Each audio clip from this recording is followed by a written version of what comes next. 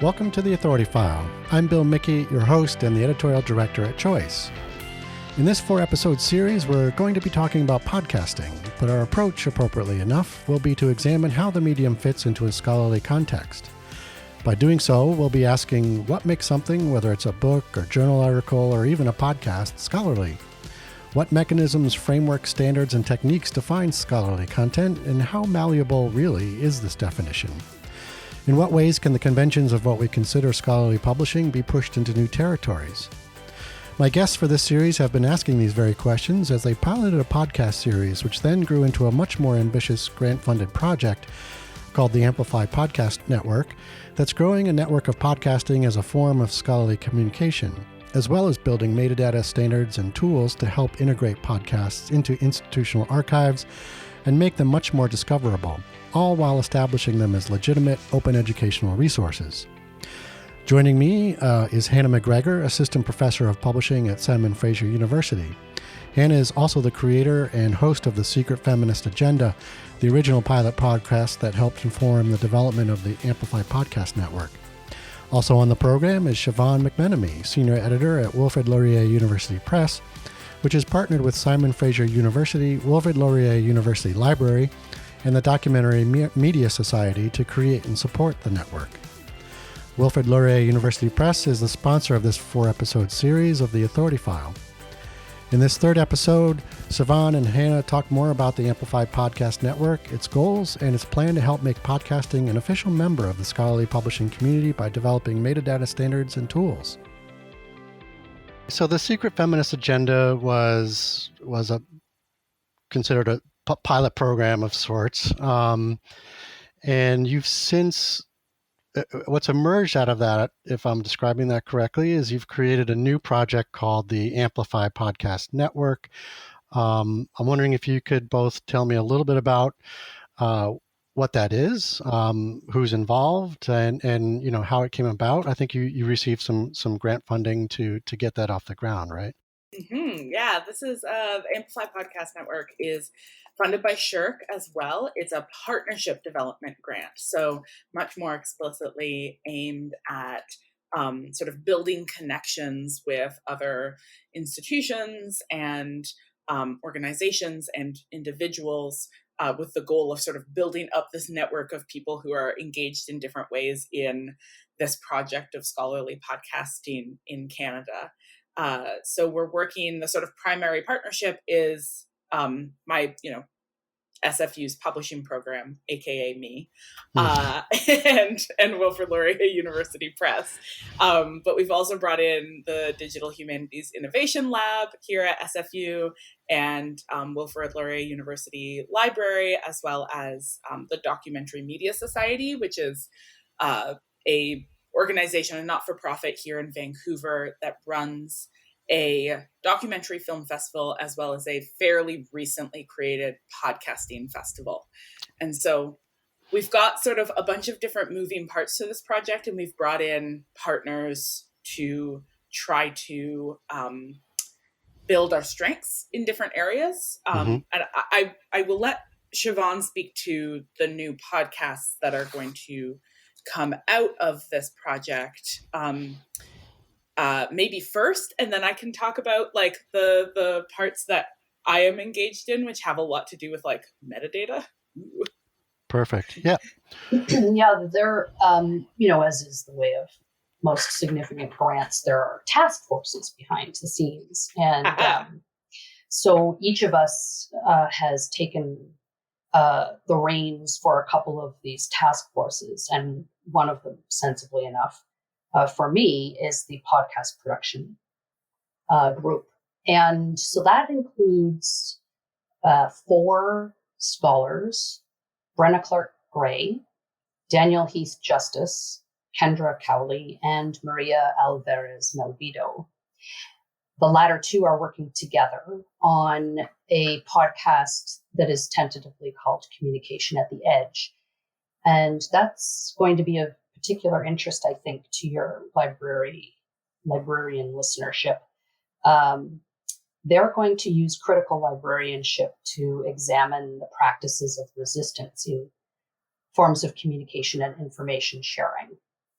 And they're going to be using case studies through interviews with international instances of this sort of community librarianship collaboration. The podcast that's in development with Daniel Heath Justice is called tentatively Creaturely Conversations. And this is going to build on his longstanding interest in the relationships between human and other than human beings. So it's going to involve interviews, among other features, with really a diverse range of academics and knowledge holders, as he's described them. So scientists, historians, artists, activists, wildlife activists, hunters and trappers, food sovereignty advocates, and so on. And it's going to involve conversations that are theoretically informed about the issues related to our human relationship with, as he describes it, other than human creatures. Okay. And the podcast from Brenna Clark-Gray is tentatively called Community of Praxis, and it comes out of her own work as the coordinator of educational technology at Thompson Rivers University. And she wants to bring together scholarly, and out of the social sciences and humanities, scholarly conversations about pedagogical theory and the relationship between that theory and hands-on tools that people can then hear about on the podcast and bring directly into their classroom practice. This is all going to engage post-secondary pedagogical work, principally, and again, like Daniel Justice's work, it's going to be informed by theory. So you can see in each case the ways in which the academic and the scholarly component is very much at the heart of the work, but equally the ways in which the podcasters will be looking outward beyond academia to inform the conversations that they have, the kinds of people that they will be speaking to, and the audiences they're aiming to reach. Okay, excellent. So yeah, Hannah, back to you. Yeah. So the other sort of big moving part of this stage of the project is figuring out how to integrate podcasts into the kinds of discovery mechanisms that scholars are used to using, which is to say that a lot of academics make podcasts, like a significant number of academics make podcasts, but it's incredibly difficult to find them via anything other than word of mouth, because the metadata ecosystem of podcasting, it just has absolutely no bridge right now into the metadata ecosystem of scholarship. So if you're looking for scholarly output on a particular topic, you're not going to find the podcast that person is making unless you like happen to see them present about it at a conference. And so another piece of this project we're really interested in is how do we start developing norms around adding metadata to podcasts that scholars are making, getting those podcasts, properly, sustainably preserved in institutional repositories so they don't just disappear when the, however long the run of it is over. And then also hopefully starting to have those podcasts show up when you do a Google Scholar search about something. And so the first stage, that's a long-term goal. The first stage is to develop some metadata standards for scholarly podcasts. So I'm working with the team at the Digital Humanities Innovation Lab right now to develop those standards and to build a kind of preservation tool that will let you, submit a podcast into your institutional repository that will add this metadata onto it so that it'll have a stable DOI and stable metadata attached to that DOI, which hopefully will then be able to sort of go to probably academic libraries first, like catalogs first, and then probably after that, research databases and say like, hey, would you like to ingest my metadata? Look at it. Look at it. It's so neatly organized. So I guess if I'm understanding this correctly, the way that the way that would work is you would deliver the tool to institutions rather than attempting to do some sort of podcast collection curation and looking for all of these scholarly oriented podcasts and then plugging or getting the metadata to them. Am I precisely describing that right? Okay. So the first stage will be building it at SFU and using various SFU-based podcasts, starting with Secret Feminist Agenda as our sort of beta test to make sure things are working, and then expanding it to the other podcasts that are part of the Amplify Podcast Network. And then once we're sure that the tool works, we can basically sort of offer it as an installation at other institutions so that podcasters there can also use it to get their own podcasts preserved properly. And that hopefully this will be the beginning of starting to sort of generate some norms around what scholars do with a podcast. Right. Mm-hmm. Yeah. Excellent. Yeah. And that's all part of sort of the larger goal, I think, of this stage of the project, which is not only to extend the range of scholarly podcasts that we're working with and that we're producing, but also to build the kind of infrastructure around those podcasts that will make scholarly podcasting in general a kind of viable activity. So it's not just like, oh, this is a thing that we do and we own it. It will be like, hey, this is actually just a thing that scholars can do and a thing that presses can do. Like we can all just start expanding our sense of what counts as scholarship. Right. Yeah, I was going to say this certainly lends an important layer of legitimacy or scholarly legitimacy to the podcast format. I would think. It sounds like. I'm wondering, Siobhan, the Amplify Podcast Network has a list of stated goals. I'm wondering if you could walk us through those. That might kind of help to define the overall mission for the network. Sure. Yeah. A number of them we've already touched on, so I'll skip lightly over those. But the first really is, as Hannah was just suggesting, to build a network that will cross the various boundaries of those participants in the larger community that we think of as a scholarly communications community.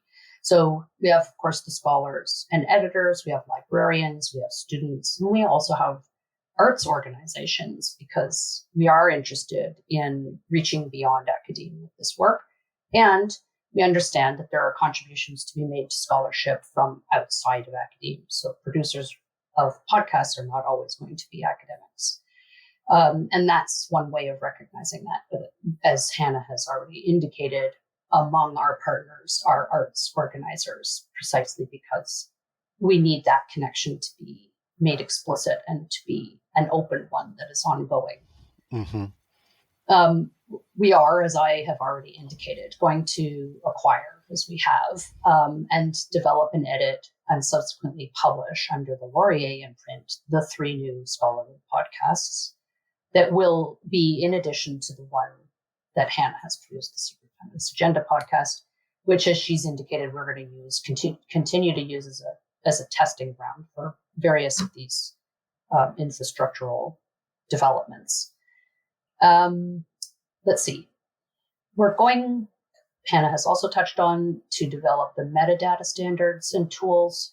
And from within the press process, as well as the librarian process, we're going to be developing certain workflows, as we like to say these days, so that when people pitch new podcasts to me at the press, I will and my colleagues will have a path that will involve the various stages of metadata production and so on to satisfy both the podcasters and the scholars' needs, the librarians' needs, the general listeners' needs, and the publishing house's needs. And these all of these, I should add, will be made public in the course of our work on this grant-supported research project. So these are sort of technical.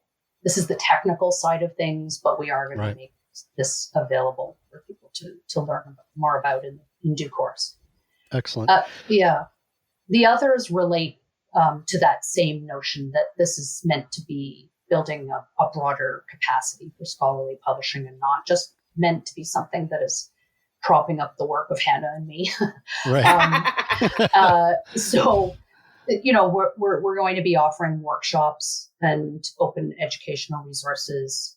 More materials will appear on a dedicated web page over the course of time. We're going to have a presence for non-scholarly and scholarly podcasting at festivals. Okay.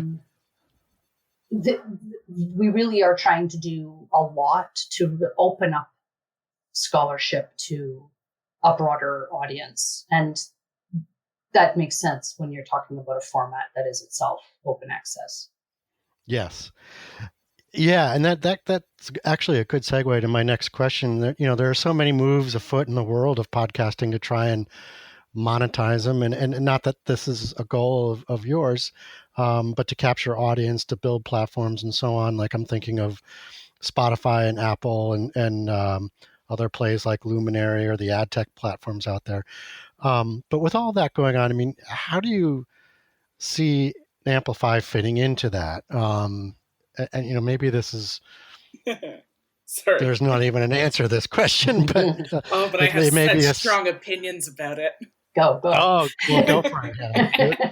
I had an interesting exchange with Richard Berry on Twitter the other day. Richard Berry being one of the first sort of major scholars of podcasting as a medium, and he posted a question about whether what Spotify is creating even counts as a podcast, because what they are creating are proprietary platform exclusive audio shows. And is that a podcast? And so we were talking about how fundamental openness is to the whole idea of the medium as podcasting. Podcasting is this sort of weird dinosaur in the sense that it operates via RSS feeds, the sort of originary technology of Web 2.0. And when you start to take something that sort of looks like a podcast, but you make it corporately owned, proprietary, non-circulating, when you divorce it from the logic of openness and of the RSS feed, is that still a podcast? And my opinion as a media scholar is no, it's an audio show that functions like a television show. And that the whole thing about podcasts is their openness. And so when I think about sort of, how Amplify fits into this conversation, I think the work that we are doing is at an interesting, or is in conversation in interesting ways with the open access movement in scholarship, and with this idea of, how do we make scholarly production more open and more accessible? And podcasting is a beautiful fit in that sense, in that it is a foundationally and fundamentally open medium. And so I personally see Amplify pushing pretty hard in that direction, in the direction of, it's about openness. It's not about locking things down behind proprietary walls, which is then part of this larger conversation that Siobhan and I have had many times about how to sustainably build possibilities for open access publishing into university presses while still honoring the forms of labor, of like expert labor that are happening at university presses that have to be paid for somehow. And that, podcasting invites that question. In the world of podcasting, there are interesting conversations about how do we support work while also paying creators. And then meanwhile, in scholarly publishing, we're having conversations about how to make work open and accessible and still pay, not the academics, but the publishers, certainly the editors, the many skilled professionals who make scholarly publishing work. And so I think there's an interesting cross dialogue to be had there that has a lot to do with figuring out how to make media production or publishing sustainable without necessarily falling back into those sort of corporate logics of closing down and paywalling. Right. Is that perhaps something that can be carved out of the grant model? That's not likely. Well, at the moment, I would say it's not likely. The involvement, my involvement and the press's involvement with the two projects alongside Hannah have been ameliorated greatly by the support that SSHRC has provided us with. And in many ways, we wouldn't have been able to devote the time and attention and resources that we have if we didn't have that support. And we're grateful for that, but we're also realistic. And we understand that there's going to be a limit to how many such grants will be made available. It's not fair to ask for there to be a never-ending supply of this sort of funding. Mm-hmm. And so I think because there are other people who want their turn to experiment and so on.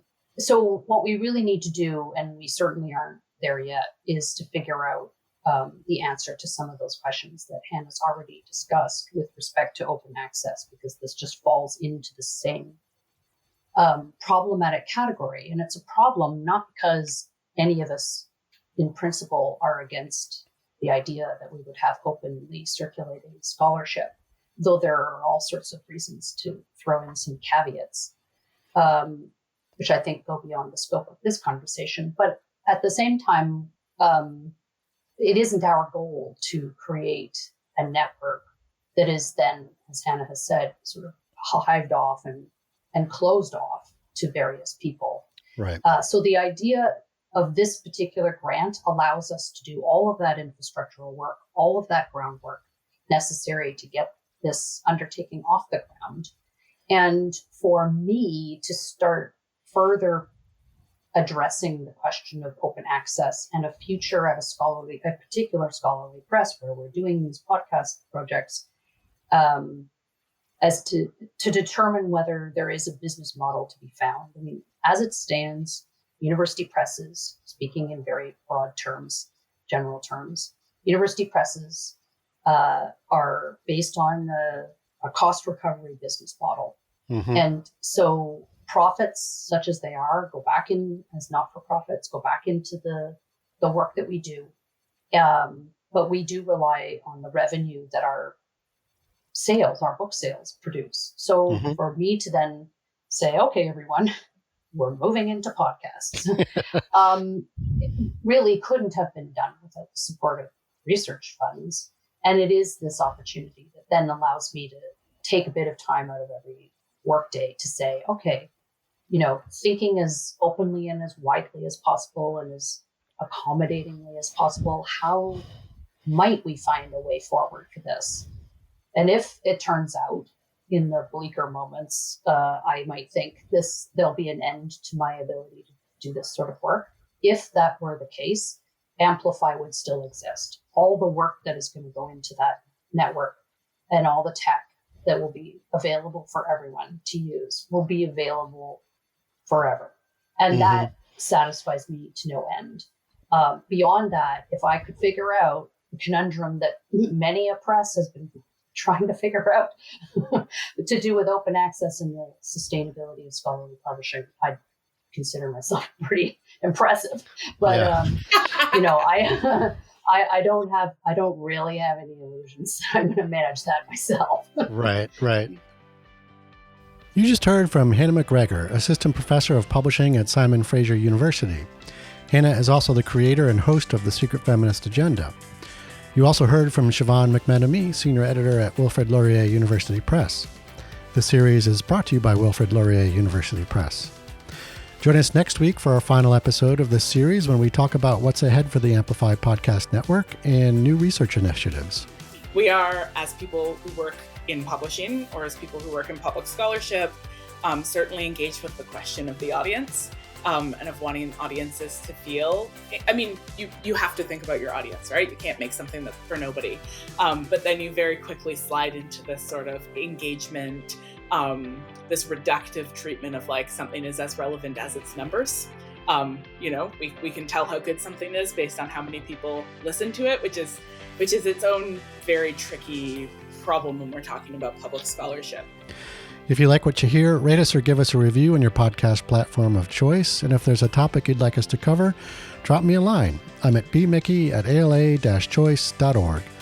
As always, sponsorship and advertising for the Authority File podcast are handled by Choice's advertising manager, Pam Marino. And all of our episodes are produced by Choice's senior digital media producer, Mark Dirks, and digital media assistant, Sabrina Kofer. That's all for this week. Thanks for joining us.